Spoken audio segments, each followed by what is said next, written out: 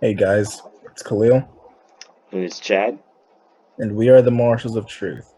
All right, so before we get to what we said we were going to get to about the whole idea of the myth that Sorel mentioned, and from his branch of Marxism, we wanted to spend a good part of this video just really hammering home what is indeed the true connections between the far left and the far right, which was the whole point of this series.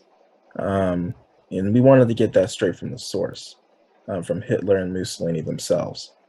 So we want to start off with the mission of the Nazi movement, as it was called, by Hitler, where he said, quote, "No movement has operated with such thorough knowledge of the characteristics of the masses as the Marxist movement."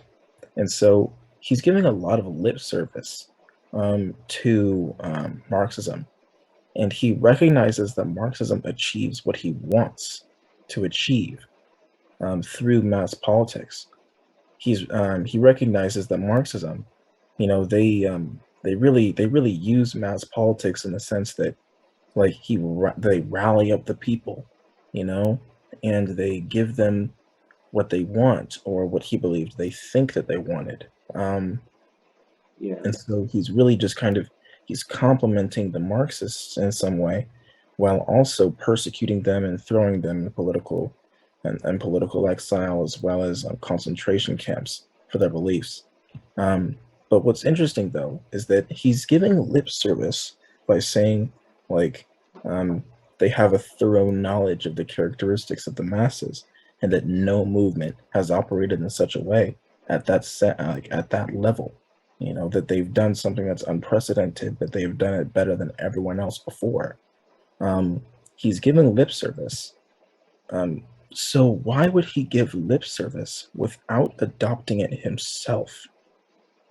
hmm and that's what he did. He adopted it himself.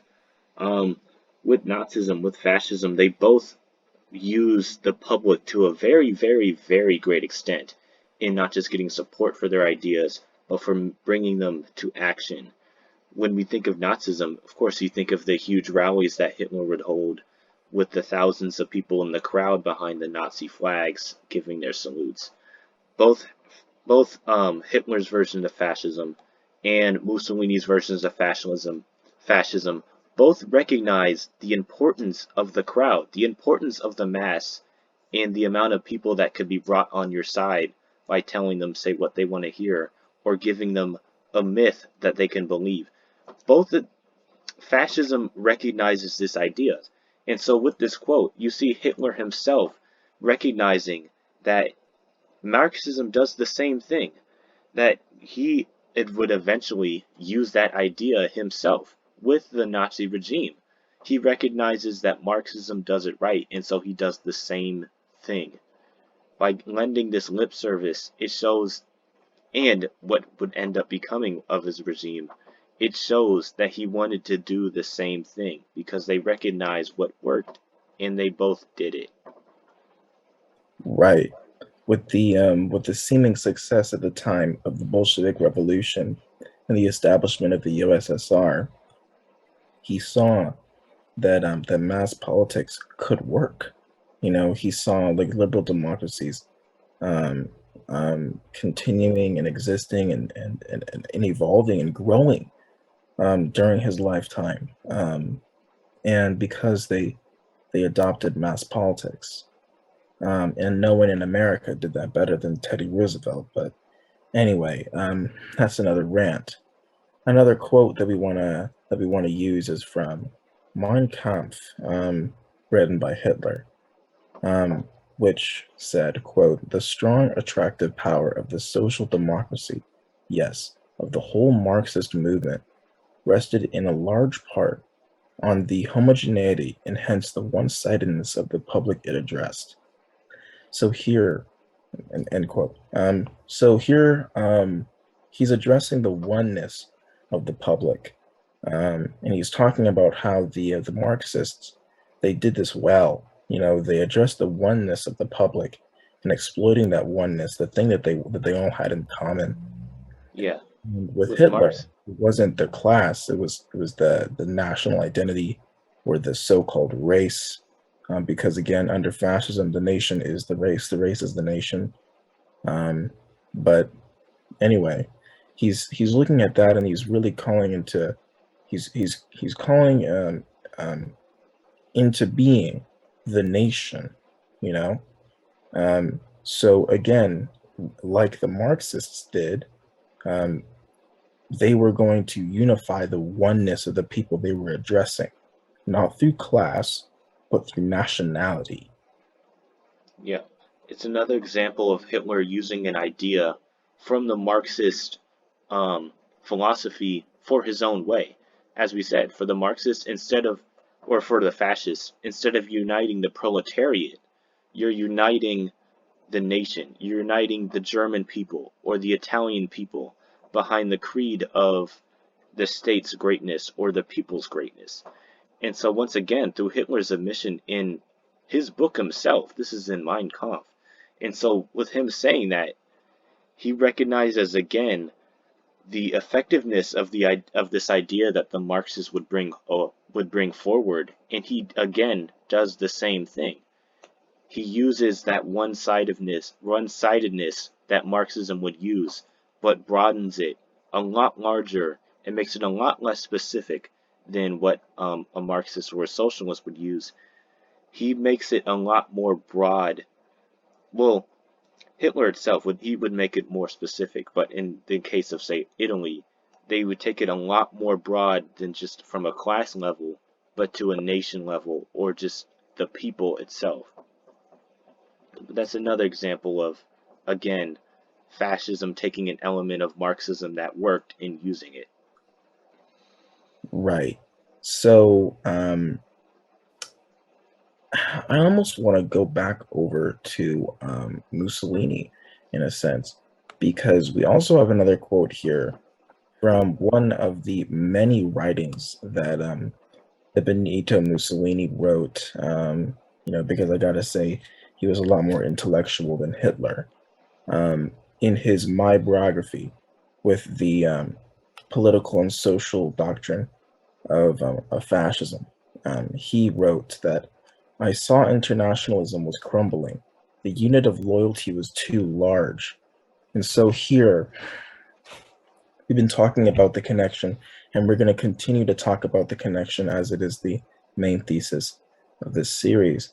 But we're also, with this quote here, we are seeing the death of Benito Mussolini's true socialist ideas. Like the origins of him and international socialism died with this statement. It is with this statement almost that you can almost see a light bulb flashing in Mussolini's mind. Wait a minute, this is different than socialism. I've created something new.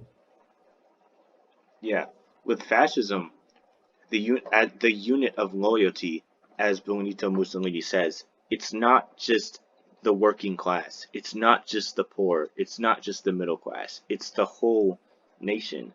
And with socialism itself, although in the smaller scapes it uses just that proletariat, overall, socialism, its goal is to be international. Its goal is to incorporate every country, every people, every single place on the planet to be socialist and to be one nation. And liberal democracy extended that to a certain extent. Um, with just liberal governments wanting to extend that to the world. We saw that with the United States in the Cold War. We saw that with the Allies post World War One and giving liberalism to the rest of Europe, or inspiring liberalism to the rest of Europe. But he saw that the whole idea of uniting the entire planet, the entire world, every nation, was one that was just a little too much. And so while in Mussolini's view, the proletariat or just the workers was just a little too specific, uniting the world was a little too much. It was too broad. And so that's where we get Mussolini and fascism settling on its unit of loyalty, and that is the nation. That's the state, or even just the race of people. It's not taking in wanting to change every other nation to be a fascist state on its own. Fascism wants to strengthen itself. It wants to strengthen its own country. It wants to strengthen Italy or Germany or Spain. It doesn't want every other country to do so, but it wants to make its people great. And so with that, it's a unit of loyalty again that's not so specific that it's divisive. And that's the one where we get with Marxism with the proletariat. But it's not so large in internationalism in which you get with socialism. It's one that's kind of in the middle of that. And that quote is basically the nail in the coffin to Mussolini's end, his relationship ending with socialism. He saw that the whole idea of, the workers of the world uniting, that's one that's just a little too big. And so he settled on the nation or the race. Right. So there is an additional quote because again, we want to hammer home our points, with this series here. We're going to this is a lot more conversational than our series on nuclear deterrence, as well as our series on were the nukes justified on Japan in 1945. But also at the same time, we want to make sure, for people watching, thinking that two 18-year-olds can't make any conclusions, that we are looking at sources, we are looking at them, like intellectual works. I'm going to make a point that I could just make by simply talking, but I'm going to refer to an actual intellectual source from JSTOR. Again, from The Roots of Italian Fascism, Sorel and Sorelismo, written by Jack J. Roth. And, it wrote that, began with the claim that, quote, Sorel's search in Italy was for a politico-spiritual conquest, that this thought in action initiated a Sorelian movement that took root in a variety of political and intellectual currents, similarly oriented, and that Sorelism, both directly and indirectly, figured significantly in the origins of fascism. And so, end quote. And so Italy, in sum, was the best place for fascism to grow. To understand this, you have to understand that Sorel's brand of socialism did not yet have fascism in mind as a social concept. Indeed, it was Mussolini that invented it, but his study of socialism that united the crowd, that Le Bon was also referencing as well, to a common goal, was receptive in Italy, not in France. Interestingly enough, because Sorel, he was French, and he brought his ideals over to his fellow French people, and they weren't as receptive as the Italians. So there was something particularly interesting about Italy itself that made it what's the word? So receptive. Anyway, there is a reason for this, though. Italy had always been a fractured state, at least since the fall of the Roman Empire in the West.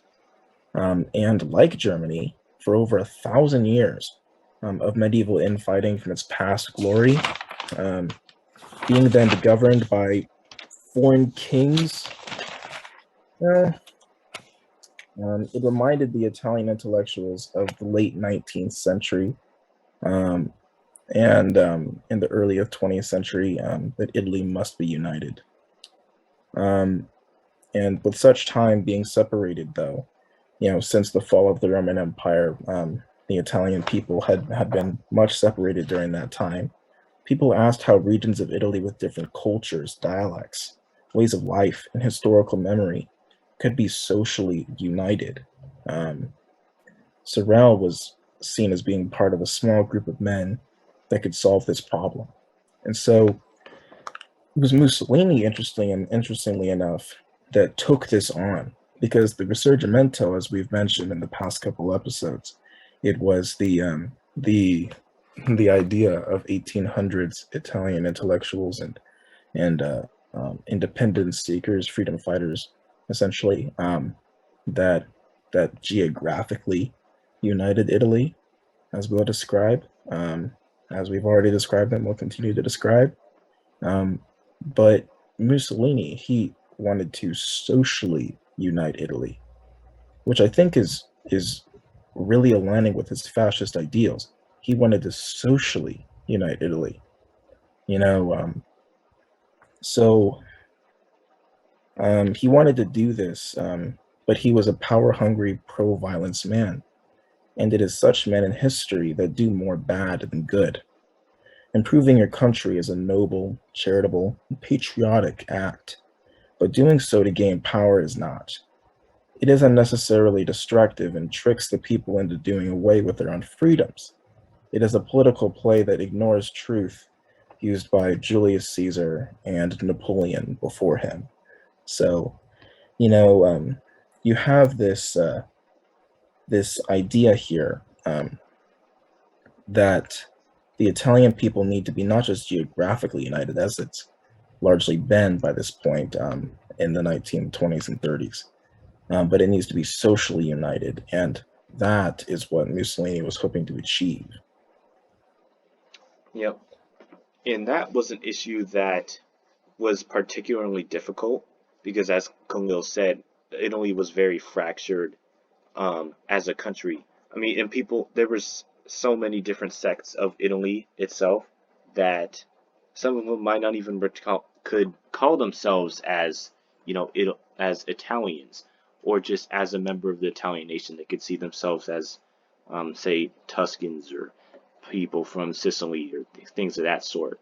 But Mussolini's idea was to unite everyone behind the cause of the Italian people, of the greatness of Italy, and that was from its history of the Roman Empire and of its great intellectuals. But that was a difficult case, just given how divided it was. But it was one that Mussolini wanted to use, and that was his calling card. Once again, as we mentioned before, that was his myth, to bring everyone together behind the idea of being Italians, being a member of not just a nation, like a state that was made up, but of being of a heritage of a people who had been great in history. Right. So when it comes to Italy, as Chad was just describing, and as we've been describing, Italy, since we're mainly looking at Mussolini and the Italian fascists for a large part of this series to bridge the gap between left and right, we we have these two photos here, of the one on the left. This is Italy around the year 1500. So this is very similar to the Italy that was seen throughout the entirety of the uh, of the uh, uh, what is it, medieval era. So post Roman Empire, and after the fall of the Roman Empire, which is many as what they consider to be the birth, the beginning of the medieval feudal era, of what people consider to be the Dark Ages. It certainly was the Dark Ages for the Italian people, as you see all these tiny, tiny states, like Mantua, Ravenna, Milan, Savoy, Florence, Siena, Naples, Sicily. Like, they're all different places here.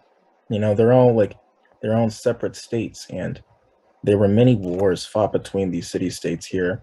This is the map that many Renaissance thinkers in Italy lived in. So this is like their home here, very fractured. And so the Italian people, they began to have their own national history, their own culture, their own customs, their own dialects of the Italian, of what is now the Italian language, and different ways of life. And this also in 1815 was a subtle unification of states here. As you can see on the right, Tuscany is now conjoined between what used to be Florence and Siena. So the process of state building in Italy was partially underway, but it was not complete whatsoever. And this was very saddening to many, who fought during the Risorgimento against the Austro-Hungarian Empire, because this used to be Italy. This used to be Italy right here. It was huge.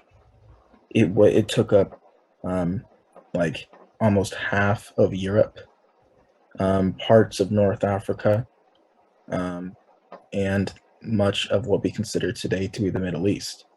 This was the biggest extent of the Roman Empire, and for 500 years, its borders were largely largely unchanged. And so this is the Rome that Mussolini wanted to rebuild.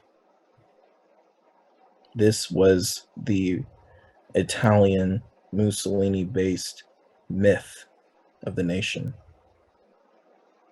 Exactly. Let's see.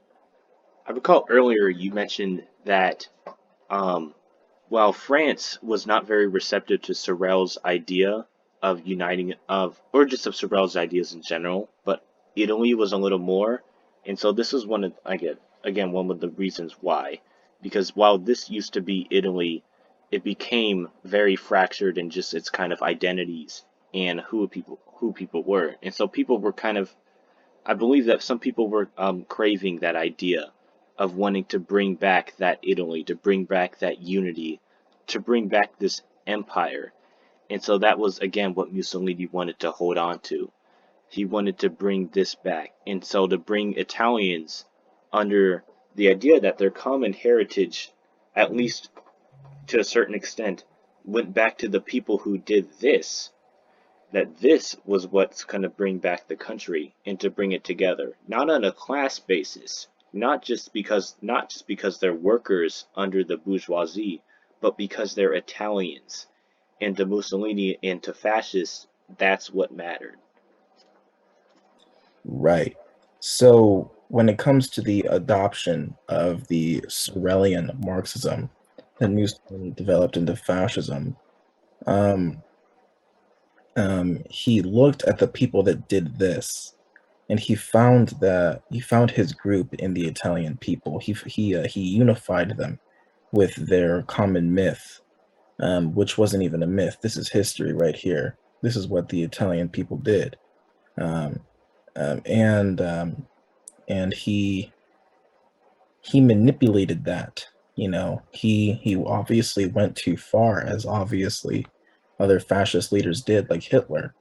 But this was the idea that you'd be able to create your own community, you know, um, um, of people that would be part of the same nation, and would be able to find community in the way that socialism was hoping to have amongst their own people, but everyone to have the same sort of like public consciousness, that everybody was going to think the same way, and there would be peace within that that group, and that is what Mussolini wanted. He wanted a certain purity of the group, at least in mind. hmm And that was that idea of purity, of idea of who these people are, of who would be, um, of the idea of who these people's history would tie them to, and basically who was the greatest people on the earth. Again, that was what Mussolini used, and that was an idea that was not, of course, not just in Italy, but in Germany as well. I mean, with Nazism, it went along the same lines of using, instead of course, the Italian people, they used the German people. And with Germany's versions of fascism, they specified the people as not just those living within the German state, but to those who were of German blood. And that's where you get that whole idea of the whole Aryan race, which over time has kind of been disproven. But the idea that the people, or the people whose state is supposed to be the greatest in the nation, is not just those who are within the German borders, but are of this Aryan race, or whose value is determined by how quote unquote German they are. That was one of the differences that Germany used in its versions of fascism, but it still again is related. it still goes back um, to that singular focus that um, Hitler noted that Marxism would use, that one-sidedness of who is the one that you are focusing on and who the state is for. Germany used that again, but they, of course, used it much more specifically, and they excluded people like the Jews, those who were crippled, had illnesses. They excluded them from who the people are to ensure the greatness of the state, and of course, made them not just excluded, but the enemy. Right. So another quote from Mein Kampf, Hitler actually wrote that nationality, or rather race, does not happen to lie in language, but in the blood. So, like, what is interesting here is that he puts nationality not just as race, but then once he establishes this fact that nationality is race, he says that this race is bound in blood. It's not just language, like not just German speakers make up the German people, you know, that it is a race in and of itself that is bound by blood.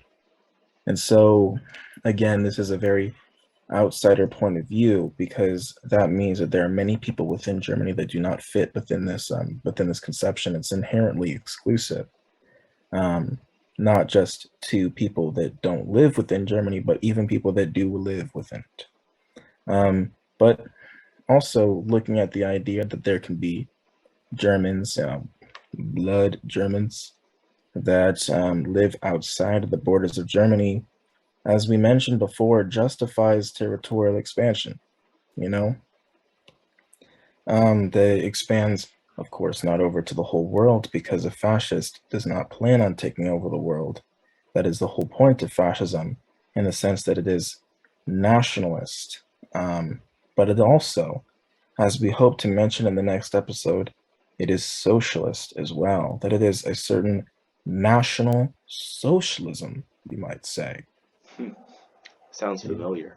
It does. It does. So, yeah, like we hope to mention that Germany, like it had a certain social welfare program for those that fit within the racial classifications of the Reich. We really want to explore what it really was like to what ideally would have been like if Nazi Germany didn't live out half of its existence in war.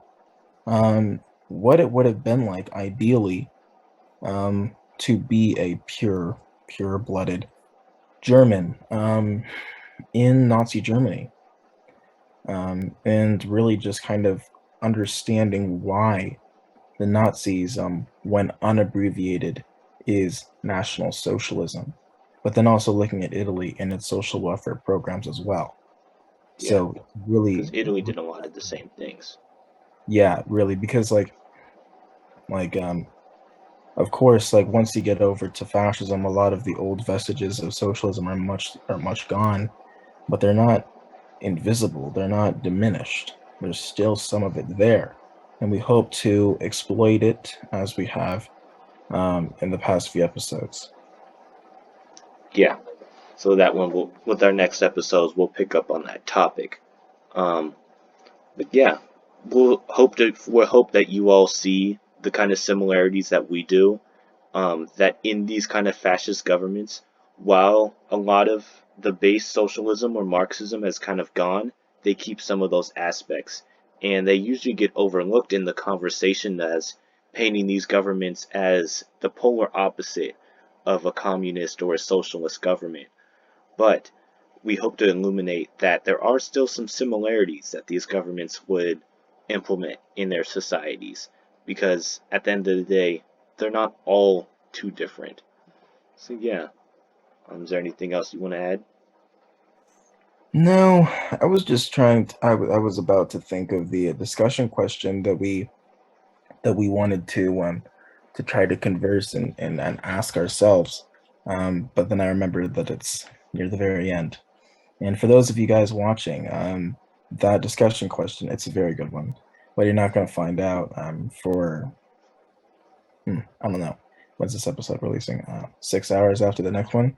So yeah, I mean, like, you're not going to find out to the next episode. You're going to have to watch to find that out. Or, however long you may have to wait, maybe it'll be in episode 5, so you may have to wait another 3 days. We don't know yet. We don't know how long this series is going to take. We don't know how long any of these series are going to take when we first start them. But yeah, I hope you stick around with us. We are the Marshals of Truth. We want to continue on this series, and we hope you guys can stick around for that. So, without further ado, We'll see you in the next episode.